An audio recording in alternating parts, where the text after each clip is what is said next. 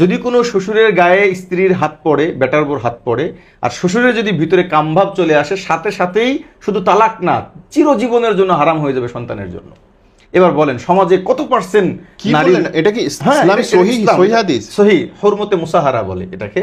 ওরে আমি আপনাকে একটা গুরুত্বপূর্ণ মাসলা আলোচনা করি। সেটা হলো যে ইসলামের একটা বিধান হলো যে যদি কোনো মেয়ের বাবার সাথে টাচ লাগে এবং সেটা কোনো কাপড় ছাড়া, এমনি টাচ লাগলো, অনেক সময় ব্লাউজে কোনো থাকে এখানে ধরে উঠাচ্ছে, জি বাবার মেয়ের, জি, অথবা কখনো ছেলের যদি মায়ের সাথে এমন ঘটে যায়, মার পাশে বসছে এক লেপের মধ্যে মানে বসে টিভি দেখতেছে, অথবা শাশুড়ির সাথে যদি কাপড় ছাড়া কোনো টাচ লেগে যায়, অথবা বেটার বোর যদি শ্বশুরের সাথে টাচ লেগে যায়, এই 4 ধরনের মানুষের কোনো একটা ঘটে গেলে সাথে সাথে ছেলের যদি টাচ লাগে বাবার সংসার হারাম, হ্যাঁ যদি বেটার বোর টাচ লাগে তাহলে জামাইয়ের সংসার হারাম, হ্যাঁ যদি শাশুড়ির টাচ লাগে তাহলে নিজের মেয়ের সংসার হারাম। হ্যাঁ, এবার বলেন যে এই যে একটা বিরুদ্ধ বাবাকে তার বেটার বউ তার মালিশ করে দিচ্ছে, টাচ লাগলেই হারাম। টাচ লেগে যদি ভিতরে কাম আচ্ছা। ভাব আসে,